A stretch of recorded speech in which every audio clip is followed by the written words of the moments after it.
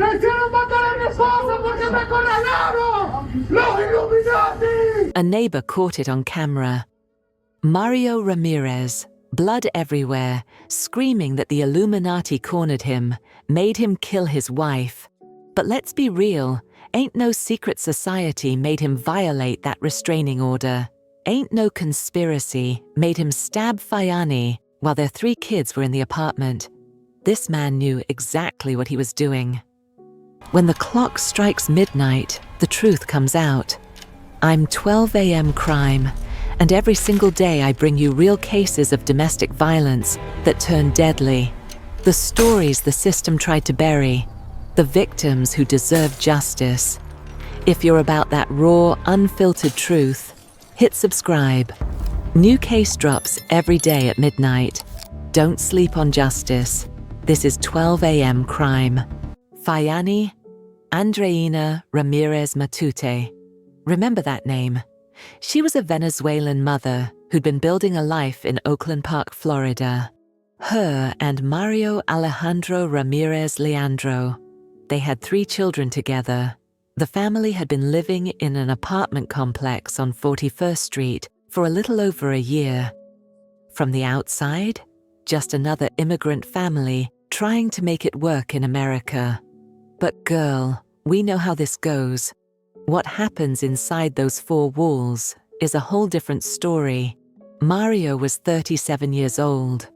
Fayanni's age isn't mentioned in the records, but what we do know is that she was trying to be a mother to 3 kids, trying to keep her household together, trying to survive a man who'd already shown her exactly who he was. And here's the thing about domestic violence that people don't understand until it's too late. It doesn't start with murder. It builds. It escalates. It gives you warnings that sound like promises. Promises to change. Promises that this time will be different. Promises that turn into threats real quick when you try to leave. Fayanni knew what type of time Mario was on. She'd lived it. December 2023. A full year before her death. Fayanni did what people always say victims should do. She reported him. She went through the system. She got that piece of paper that's supposed to protect you. A restraining order. Let me tell you something. Fayanni didn't just wake up one day and decide to get a restraining order for no reason. Court documents show she was reporting death threats. Not arguments. Not just yelling. Death threats. The kind of threats where a man looks you in your eyes and tells you he's going to end your life.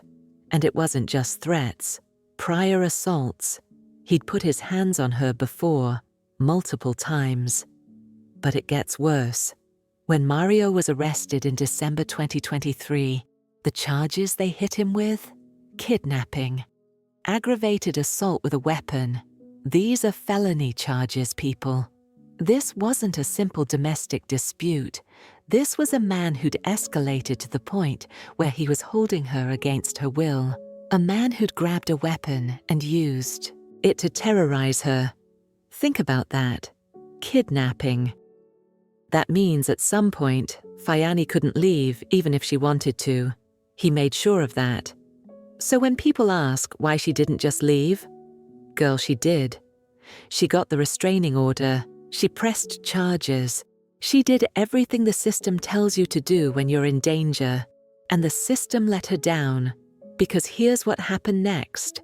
Somehow, some way, Mario was still in that apartment, still in her life, still around those 3 children. Whether it was because the courts were slow, or because he posted bail, or because the system doesn't take these cases seriously until somebody's dead, it doesn't matter. The result is the same. Fayanni had documented everything. She had proof. She had legal orders in place, and none of it was enough to keep her alive. By December 2025, she was allegedly pregnant again. 4 children total she would have had. 4 lives she was responsible for. And the man who was supposed to be her partner, he was the biggest threat in her life. That restraining order was still active, still in effect, still supposed to mean something. But we all know restraining orders don't stop bullets, don't stop knives, don't stop a man who's already decided you don't deserve to live. Oakland Park is a city in Broward County, Florida, not a small town. Not some isolated area where help is far away. This was happening in an apartment complex where neighbors could hear everything, where people were close enough to record video on their phones, where children could run outside and someone would see them. And still, Fayanni ended up dead. The pattern was clear. The warning signs were there. The legal system had been notified. And none of it mattered when Mario decided that December 23rd, 2025 was going to be the night he'd been threatening for over a year. Make it make sense. December 23rd, 2025, just before 1 in the morning. Most people are asleep.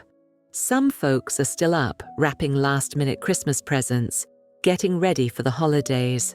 The kind of night where you expect peace and quiet in your apartment complex.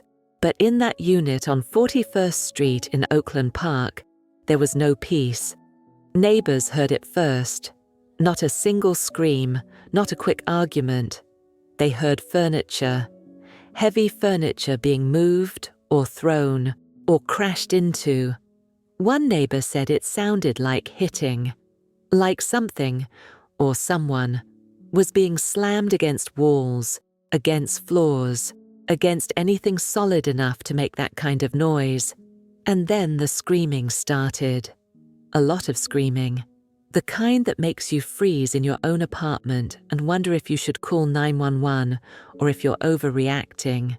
The kind that makes you feel sick because you know something terrible is happening and you're hearing it in real time. Here's what people need to understand about that moment. Those neighbors were hearing Fayanni fight for her life, while her 3 children were somewhere in that apartment, while she was pregnant with a 4th child, while a man who'd already been arrested for kidnapping and assault decided that restraining order meant nothing. Mario had a knife, and he used it. We don't know every detail of what happened in those moments. We don't know if Fayanni tried to run.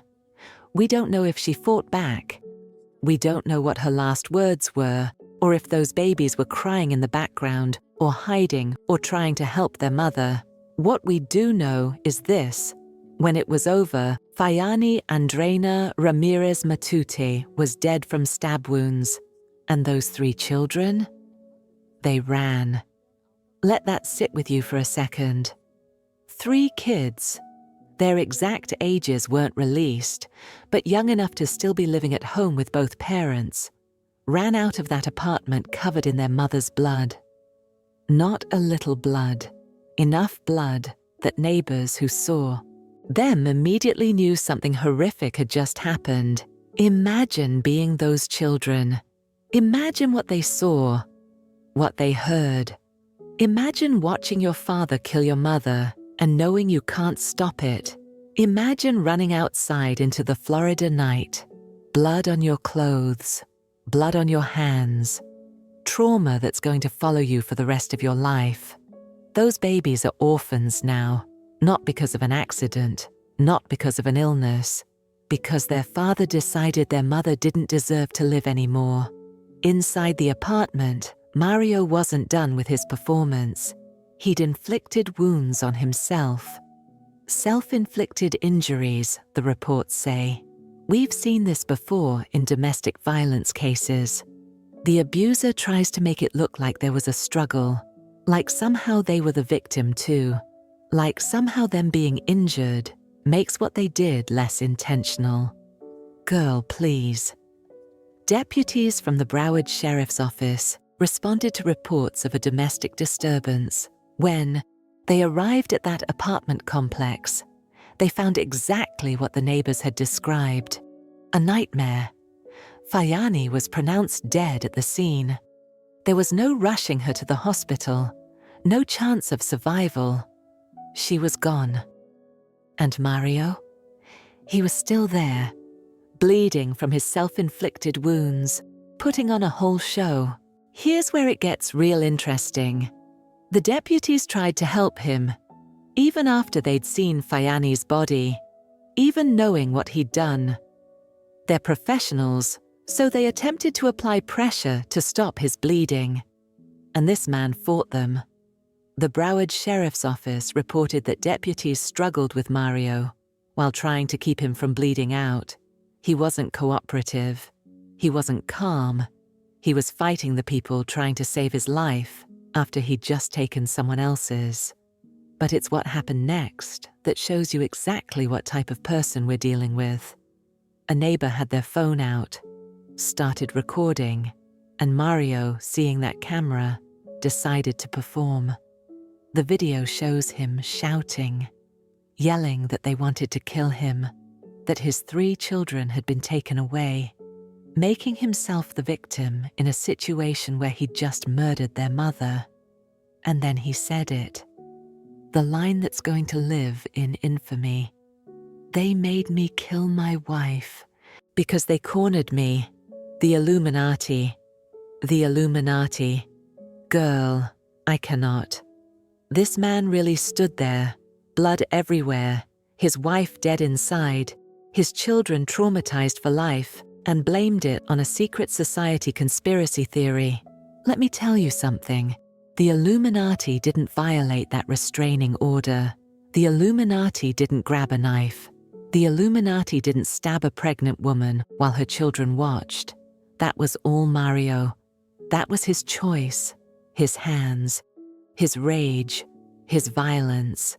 In another moment on that video, he straight up denies committing the crime. Goes from, they made me do it, to I didn't do it, in the same breath. The mental gymnastics are exhausting, but here's what his words really tell us. He knew what he'd done was wrong. He knew he needed an excuse. He knew he needed something bigger than himself to blame. So he reached for the most elaborate conspiracy he could think of, hoping it would somehow make sense, hoping people would feel sorry for him. Instead of holding him accountable, it didn't work. Deputies eventually got him under control, got him stabilized enough to transport. Oakland Park Fire Rescue took him to Broward Health Medical Center for treatment of his injuries. And while he was getting medical care, Fayanni was in the morgue. Her 3 children were being placed with family or social services. Her unborn baby never got a chance at life. The investigation moved quickly because there wasn't much to investigate. This wasn't a mystery. The children were witnesses. The neighbors heard everything. Mario was found at the scene.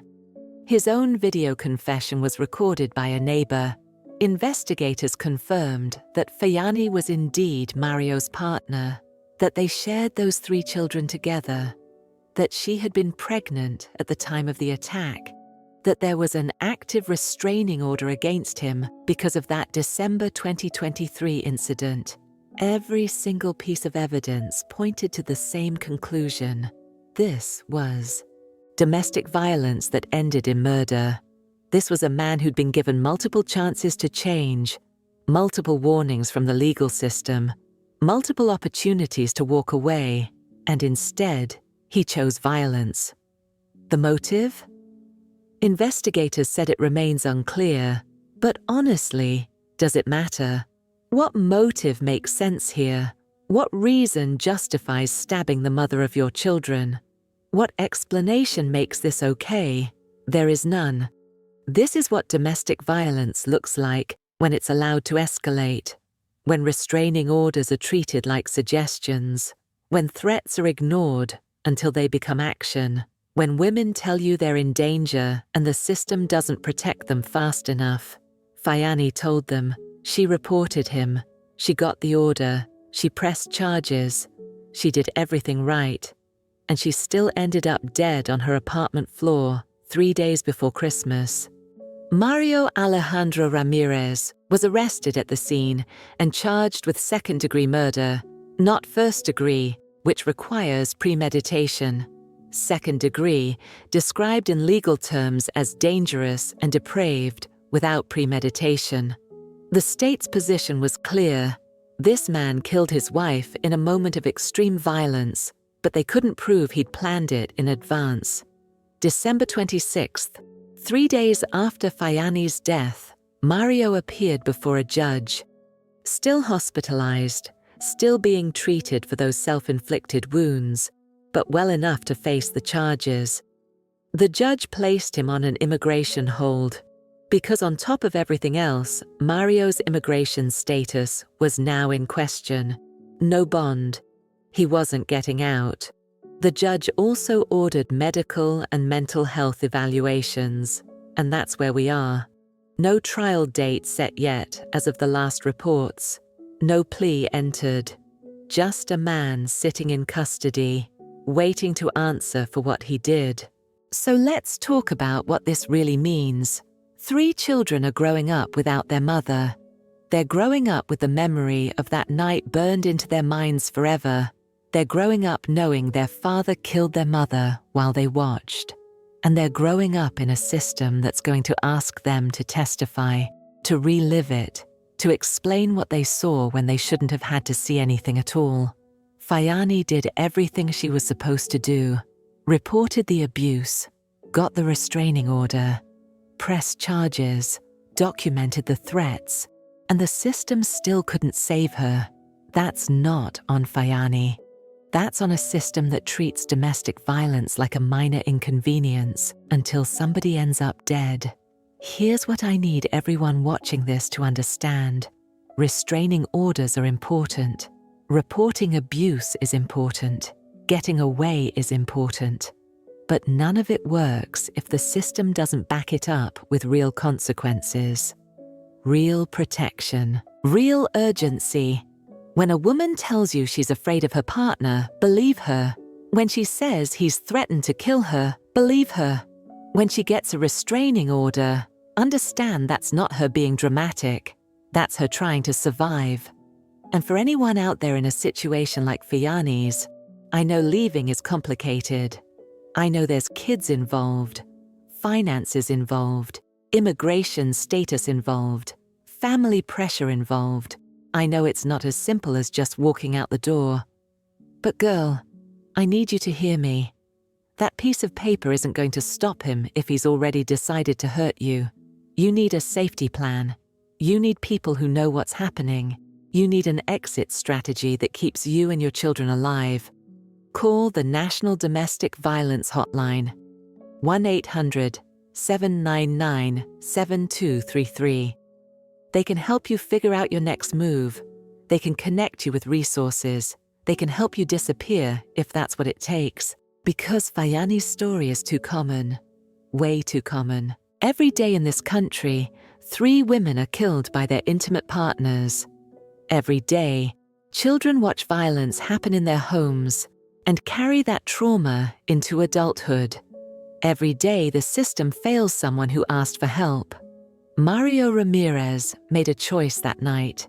The Illuminati didn't make him do anything. His own anger, his own entitlement, his own belief that Fayanni belonged to him, that's what killed her.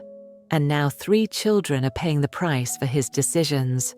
Fayanni Andreina Ramirez Matute deserved better. She deserved a system that protected her. She deserved a partner who valued her life. She deserved to watch her children grow up. She deserved to hold her 4th baby. She deserved to see Christmas morning. Instead, she's another name on a list that's way too long. Another woman who did everything right and still lost her life to domestic violence, to her family, to her children, to everyone who loved her. I'm sorry.